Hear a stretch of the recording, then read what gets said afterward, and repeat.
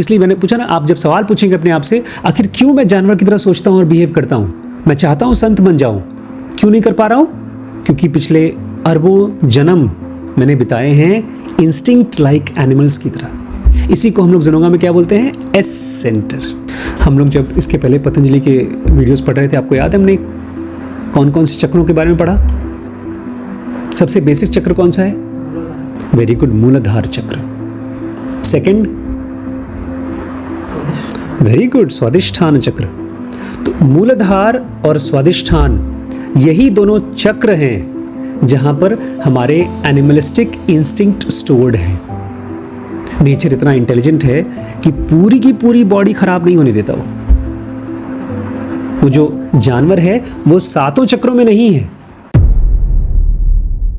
नमस्कार दोस्तों, स्वागत है आपका इस सीरीज में जिसका नाम है पतंजलि योग सूत्र। और आज मैं एक छोटा सा प्रेयर डिस्कस करना चाहता हूं कि वो है क्या। प्रेयर है असतो मा सद्गमय, तमसो मा ज्योतिर्गमय, मृत्योर्मा अमृतम गमय। हो सकता है मैं गलत प्रोनाउंस कर रहा हूँ। इस संस्कृत में एक मंत्र है जिसका मतलब है कि असत्य से सत्य की ओर, असतो मा सद्गमय, तमसो मा ज्योतिर्गमय, अंधेरे से उजाले की ओर, मृत्योर्मा अमृतम गमय, मृत्यु से अमृत की तरफ। अब इसको हम प्रार्थना की तरह स्कूल्स में और मंदिरों में बोलते हैं। मैंने भी बहुत साल तक यूज़ किया है इसे, लेकिन अब मुझे एहसास हुआ ये केवल प्रार्थना नहीं है, ये नेचर का एक बहुत बड़ा फोर्स है। जैसे बहुत बड़ी नदी बह रही हो, या पूरा का पूरा सौरमंडल 9 ग्रह सूरज के चारों तरफ घूम रहे हों खूब जोर से, या शायद सूरज, साइंटिस्ट कहते हैं सूरज जैसे कई तारे एक दूसरे सेंटर पॉइंट के चारों तरफ घूम रहे हैं। तो एक बहुत बड़ा मूवमेंट है, हर चीज़ मूव कर रही है कहीं से कहीं की ओर। तो शायद ये प्रार्थना इसी सच का स्टेटमेंट है, एक्सप्रेशन है कि जो भी चीज़ कहीं से कहीं भी जा रही है वो रैंडम नहीं है। जैसे हम लोग हैं, कहाँ जा रहे हैं? घर से जा रहे हैं घूमने के लिए। कोई आदमी बीमार है तो हॉस्पिटल जा रहा है घर से। एक बच्चा, चाहे उसका मन करे चाहे ना मन करे, स्कूल जा रहा है। कोई अपनी मर्जी से नौकरी कर रहा है, कोई ज़बरदस्ती नौकरी कर रहा है। तो हमारे मूवमेंट्स, इंसानों के मूवमेंट्स बहुत रैंडम होते हैं और उसकी वजह है, मैं बाद में डिस्कस करूँगा। नेचर में कोई भी मूवमेंट रैंडम नहीं है। इसको जिन लोगों ने समझा, जिन अंग्रेज़ों ने समझा, उन्होंने इसका एक नाम दिया, उसको पुकारा एवोल्यूशन। एवोल्यूशन। अब ये अपने आप में बहुत मुश्किल है कल्पना करना, क्योंकि हमारा बॉडी और माइंड अपने आप में ये केवल एक चीज़ है, असत्य है, अंधेरा है और डेथ है। हमारी बॉडी और माइंड असत्य है, अंधेरा है और डेथ है। और इस प्रार्थना में कहा गया है असतो मा सतगमय, असत्य से सत्य की ओर।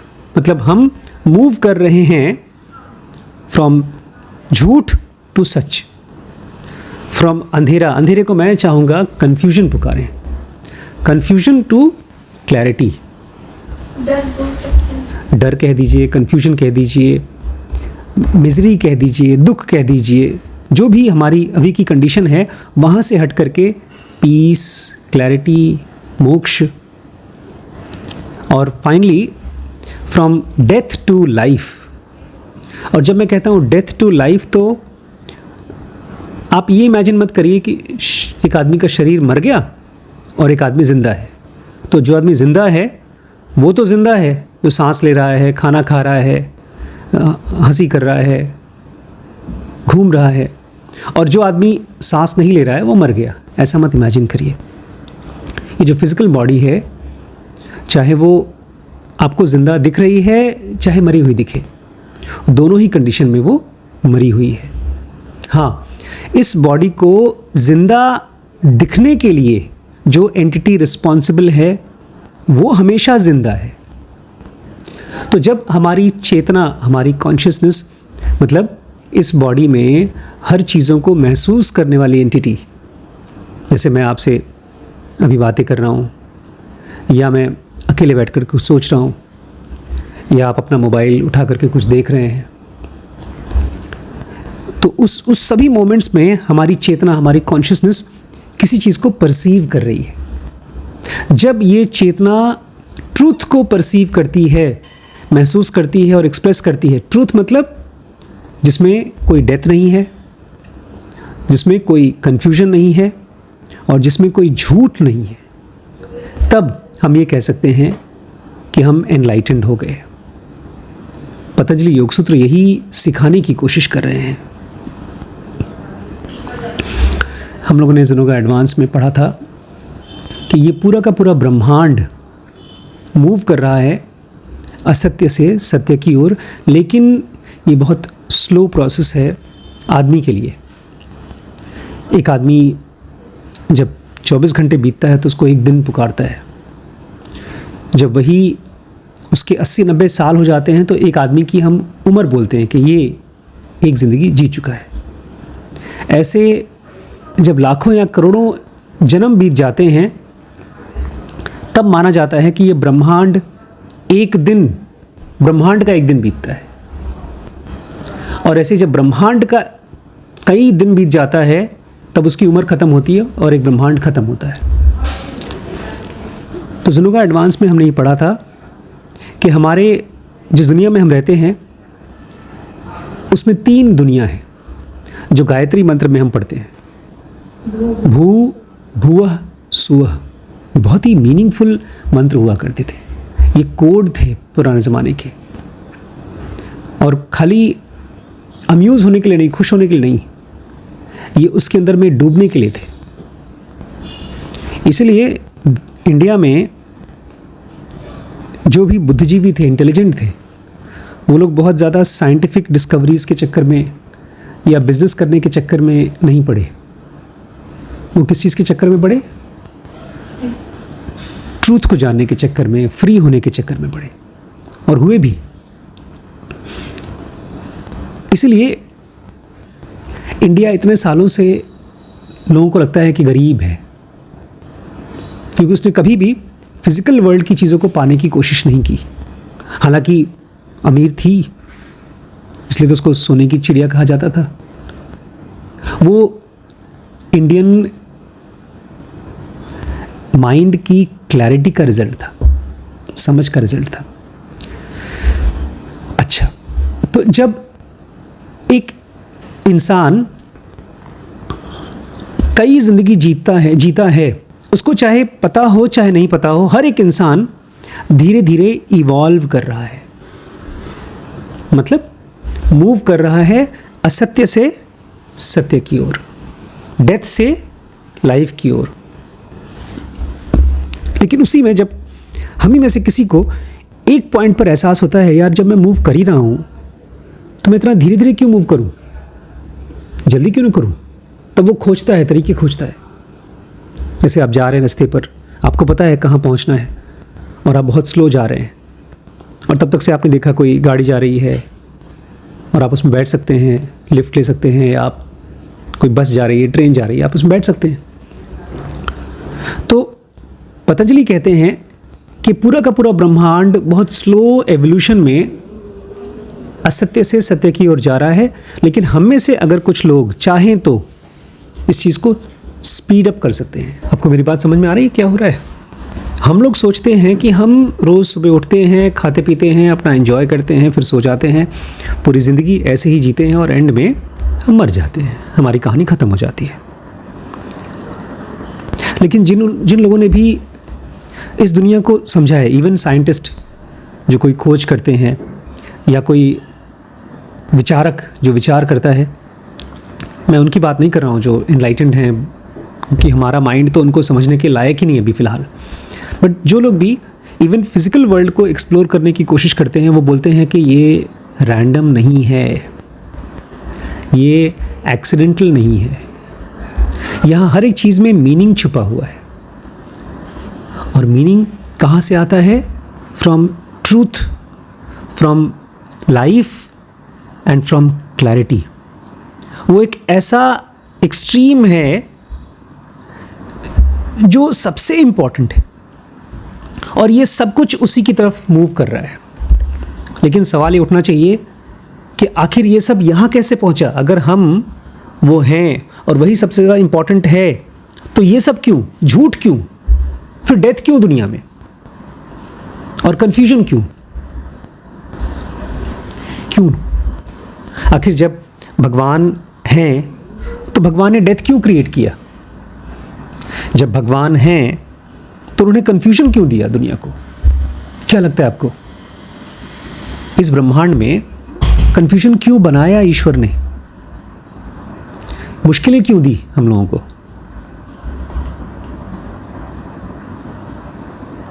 कोई आइडिया? क्लास 8th में था मैं, मेरा पूरा स्कूल जा रहा था पिकनिक के लिए। पता है कहाँ पे? SL वर्ल्ड में। मैं भी गया। वहाँ पैसे दे दे करके मैंने अपने आप को डरवाया है। झूले नहीं होते, को डराते हैं। एडवेंचर।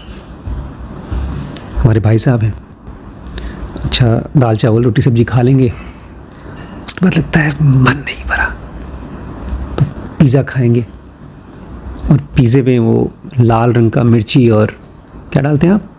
ऑरिगेनो। किस लिए? एडवेंचर, मज़े के लिए।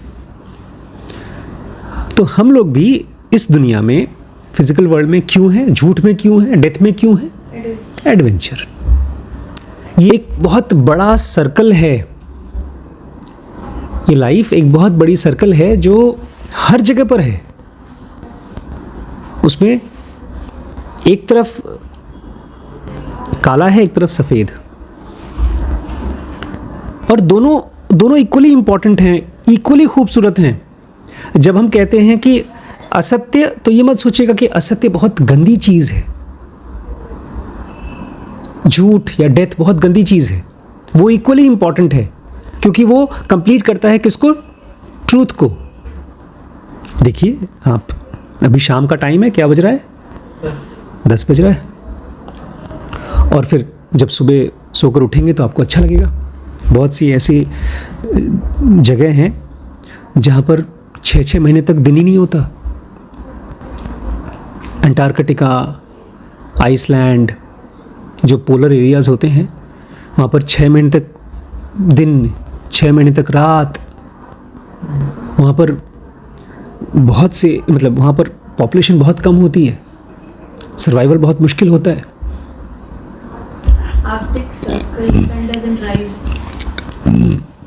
आर्कटिक सर्कल में तो सूरज उगता ही नहीं है। During the involution and during evolution through the early substages 1, 2 and 3 and the first half of substage 4 in Bhu, we as humanity have lived with our instinct like the animals. Patanjali कहते हैं अब नहीं, बहुत पहले भू के 7 सबस्टेजेस हैं। सबस्टेज 1, 2, 3, 4, ये ऐसे ही है जैसे कि 1900s, 1800s, 15वीं शताब्दी, PC, बहुत साल पहले। इसको तो हम फिर भी गिन रहे हैं हम लोग के अपने औजारों से। भूअः सुअः, इनका जो एक सब स्टेज है वो इतना बड़ा है कि हम और आप गिन नहीं सकते। हमारी पूरी सिविलाइजेशन माना जाता है कि 12,000 साल में ख़त्म हो जाती है। जैसे एक सांप, पता है ना आपको, अपनी स्किन छोड़ देता है देखा है स्नेक अपनी स्किन कुछ टाइम के बाद छोड़ देता है, नई स्किन हो जाती है। छोड़ते तो हम भी हैं, हमारी और आपकी स्किन भी पुरानी हट जाती, नई आ जाती, लेकिन वो ऐसे नहीं होती जैसे सांप की होती है। ठीक ऐसे ही धरती भी अपना लेयर बदल देती है। कहते हैं 10-12 हज़ार साल बाद पूरी नई सिविलाइजेशन रहेगी जिसको पुरानी के बारे में कुछ भी नहीं पता होगा। इसलिए आपके जेफ बेजोस एक ऐसी घड़ी बना रहे हैं जो हज़ारों साल तक चलती रहे। बहुत बड़ा प्रोजेक्ट है उनका। वो चाहते हैं कि अगली जनरेशन्स, जैसे हम लोग पिरामिड्स को देख करके बोलते हैं यार वो लोग थे, इतने बड़े लोग थे, इतने महान काम किए, ऐसे ही उनकी घड़ी देख करके लोग कहें कि यार एक ऐसी सिविलाइजेशन थी जहाँ पर अमेज़ॉन बनी थी। अच्छा, ये इम्पॉर्टेंट क्यों है? क्योंकि हम रह रहे हैं इस समय भू में। जब हम सोकर सपने की दुनिया में जाते हैं तो उसको बोलते हैं भूआ। लेकिन अगर हम बहुत साधना करते हैं और हमें कंफर्टेबल लगने लगता है और हम जी पाते हैं अपनी मॉलिक्यूलर बॉडी में, सपने की शरीर में, तो हमको खाने की ज़रूरत नहीं है, मेहनत करने की, मतलब फिज़िकल मेहनत करने की ज़रूरत नहीं है, क्योंकि उसका लॉज ही अलग है। भूहा दुनिया की लॉज अलग है। हम रोज़ उसको जीते हैं लेकिन उसको समझ नहीं पाते। उसके लिए हमारा माइंड बहुत काम और बहुत फोकस्ड होना चाहिए। दोनों चीज़ें चाहिए, काम और फोकस्ड। अगर हम बहुत फोकस्ड हैं तो हम फिज़िकल वर्ल्ड में बहुत सक्सेसफुल हो सकते हैं, और इसी वजह से हम डिस्ट्रैक्ट भी हो जाते हैं। क्योंकि अगर आप पढ़ने में अच्छे हैं, IAS बन गए, बड़े बिजनेसमैन बन गए, अमीर आदमी बन गए, फिर भूल ही जाते हैं कि कुछ और इम्पॉर्टेंट है। लेकिन अगर आप काम हैं, शांत हैं, तब आपको समझ में आता है कि यार, तब चीज़ों का कनेक्शन दिखाई देता है आपको। हर जगह आपको दिखाई देता है कि उसकी यूज़ और उसका फ्यूटिलिटी दिखाई देती है। कल हम लोग एक भाई साहब से मिले थे, लखीमपुर के ही हैं, हम लोग उनसे लखनऊ में मिले। यंग लड़का, मुझे क्या कर रहे हैं, कुछ ज़रूरी काम के लिए आए होंगे, गेस करिए क्या करने गए थे? गाड़ी की सर्विसिंग कराने गए थे लखनऊ। लखीमपुर से लखनऊ गए थे 125 किलोमीटर दूर गाड़ी की सर्विसिंग कराने के लिए। क्यों? क्योंकि उनकी गाड़ी की सर्विसिंग लखीमपुर में नहीं हो सकती। उनकी ऑडी कार थी और बता रहे थे कि भाई एक सेकेंड हैंड कार ले रखी है। ये भी बता दिया। भाई इंपॉर्टेंट है ना, कार ख़राब हो जाएगी तो उसको सर्विसिंग करनी है, तो कार चलाएंगे कैसे आप? लेकिन आप महंगी कार क्यों खरीद रहे हैं? वो भी आपका एक शौक़ है। हर चीज़ का यूज़ भी है, और अगर आप शांत हैं, फोकस्ड हैं, तो उसका यूज़लेसनेस भी दिखाई देगा आपको। देखिए, फिज़िकल वर्ल्ड का बहुत यूज़ है। यहाँ पर हम प्यार महसूस करते हैं, हम यहाँ पर स्वाद महसूस करते हैं, हम यहाँ पर रिलेशनशिप, अलग अलग टाइप के रिलेशनशिप महसूस करते हैं। बहुत इंटरेस्टिंग है ये, मसालेदार दुनिया है ये। लेकिन ये पूरी की पूरी दुनिया इन कंपैरिजन टू ट्रूथ, ईश्वर, एकदम यूज़लेस है। क्योंकि एक बार कोई आदमी जब उसको जीना शुरू कर देता है तब उसका मन ही नहीं लगता यहाँ। इसलिए लोग ऐसा मानते हैं कि अगर भगवान को जानना है तो डिटैच्ड हो जाओ। उल्टा है, लोग ये सोचते हैं कि अगर दुनिया में अपना परिवार से, रुपए पैसे से नाता तोड़ दिया, निर्मोही हो गए, तो भगवान मिल जाएंगे। ऐसा नहीं है। आप जब भगवान को महसूस करना शुरू करते हैं तो आपको दुनिया नीरस लगती है, उसमें मज़ा नहीं आता। जैसे आजकल मुझे लगता नहीं कि आप लोग कार्टून देखते होंगे। देखते हैं टॉम एंड जेरी? क्यों? बचपन में मैं शायद 6th या 7th में था, या शायद 8th में था। जैसे एग्ज़ाम ख़त्म हुआ, चालू कर दिया मैंने। शाम को नहीं, दोपहर को एग्ज़ाम देकर आया था 4-5 बजे, 8-9 बजे तक टॉम एंड जेरी देखता था। पापा कैसेट ले आए थे, उसी को बार बार देखो, मज़ा आता था खूब। गेम खेलते रहते थे रात रात तक। अब सब खत्म, क्योंकि अब मेरा रुझान, मेरा इंटरेस्ट किसी और चीज़ में हो गया है। आपको कभी अपने आप से सवाल पूछना चाहिए ये सवाल मतलब सब नहीं पूछ पाएंगे, बहुत कम लोग पूछ पाएंगे, लेकिन पूछना चाहिए कि हम लोग जानवर की तरह बिहेव क्यों करते हैं? हम लोग दूसरों को मारना क्यों चाहते हैं? हमारे अंदर में बदले की टेंडेंसी क्यों है? जैसे एक साधु होता है, एक संत होता है, उसकी सबसे बड़ी क्वालिटी होती है माफ़ करना किसी को। तो हम लोग क्यों नहीं करना चाहते? क्योंकि हमारे अंदर में इच्छाएं हैं। ये तो बेटा आपके मन ने बताया कि मेरे अंदर में इच्छाएं हैं, इसलिए मैं किसी को माफ़ नहीं करना चाहता। लेकिन मैं कह रहा हूँ उसका सोर्स क्या है, मतलब उसका जड़ क्या है? पतंजलि कहते हैं जब इस समय हम लोग भू दुनिया में हैं और भू दुनिया का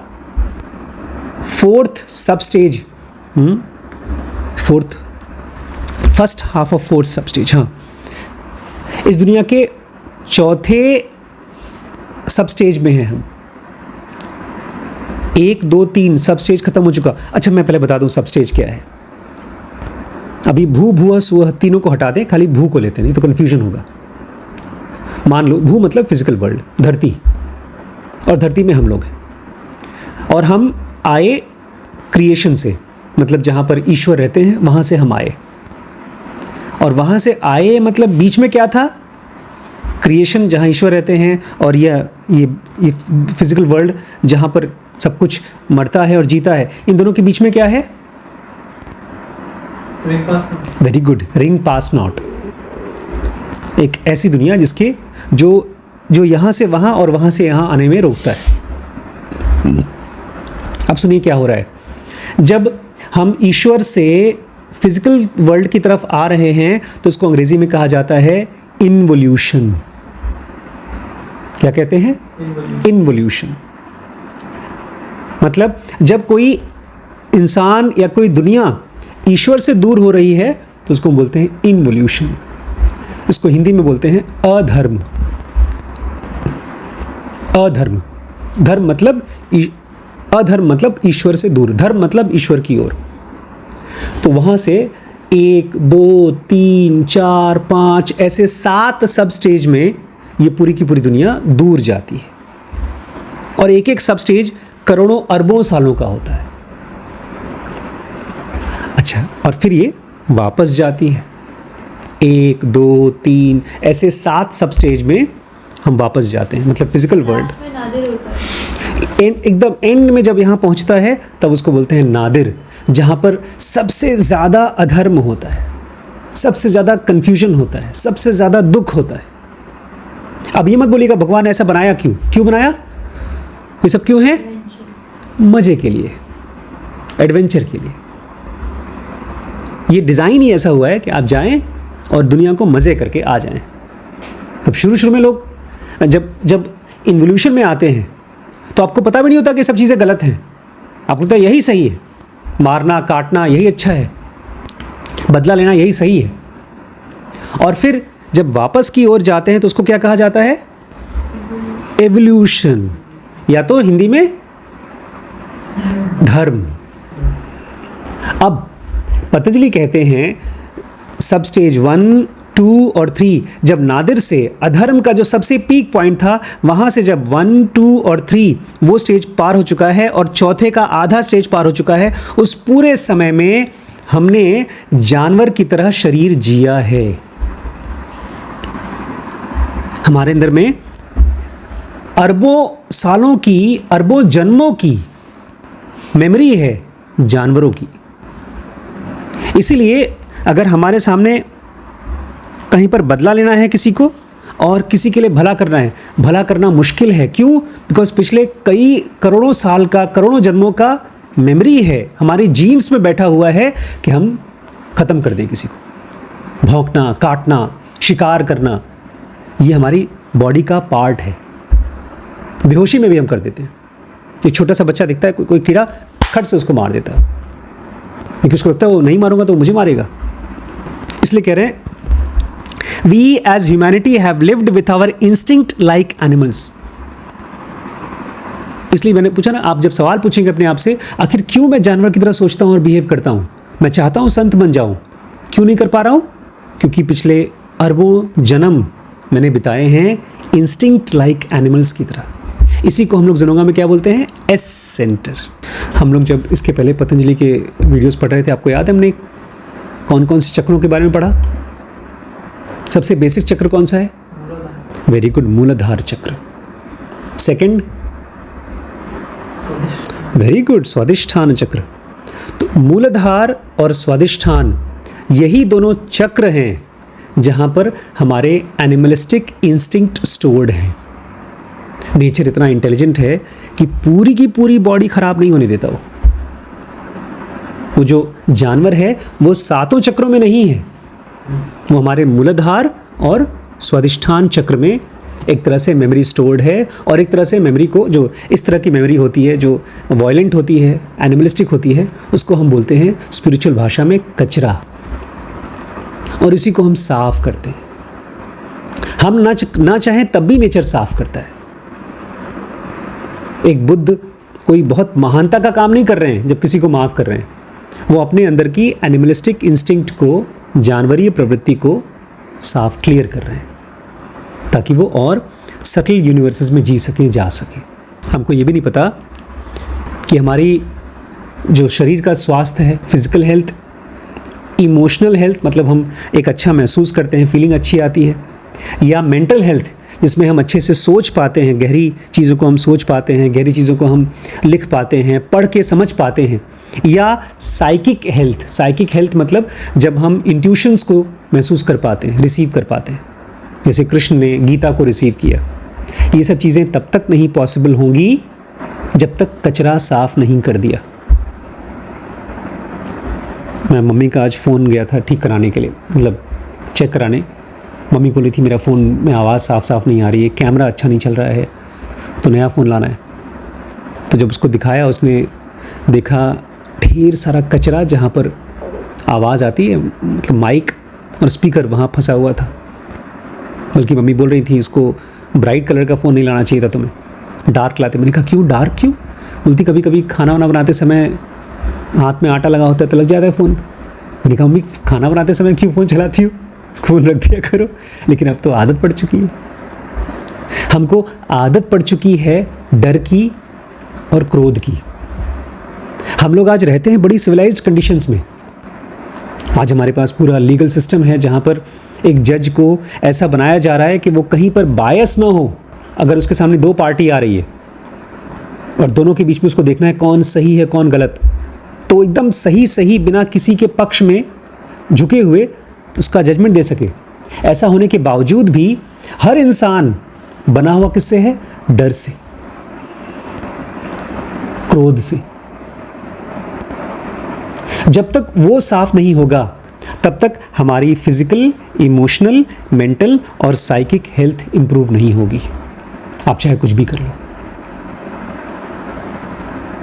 दो छोटे छोटे सूत्र हैं, मैं कवर करना चाहता हूं। एक, concentration upon the pole star will give knowledge of orbits of the planets and the stars. Concentration upon the pole star will give knowledge of the orbits of the planets and the stars. अगर कोई इंसान ध्यान करना सीख ले, ध्यान करना, और जहाँ ये बोल रहे हैं वहाँ तो बाद में करिएगा, पहले आप छोटी छोटी जगहों पर ध्यान करिए। मुझे याद है, मैंने शायद आपको बताया भी है, एक बार मैं एक शिविर में गया था, वहाँ हम लोगों को वाटर ध्यान सिखाया गया था। पता है, उसमें हम लोगों को दे दिया गया 1 गिलास पानी, और उस 1 गिलास पानी को हम लोगों को आधे घंटे में ख़त्म करना था। बहुत धीरे धीरे उठाना था, ये तो मैं बहुत तेज़ी से उठा रहा हूँ। बहुत धीरे धीरे उसको, ग्लास को टच कराना था। एक बार में पूरा पीना है? आराम से, नहीं आराम से।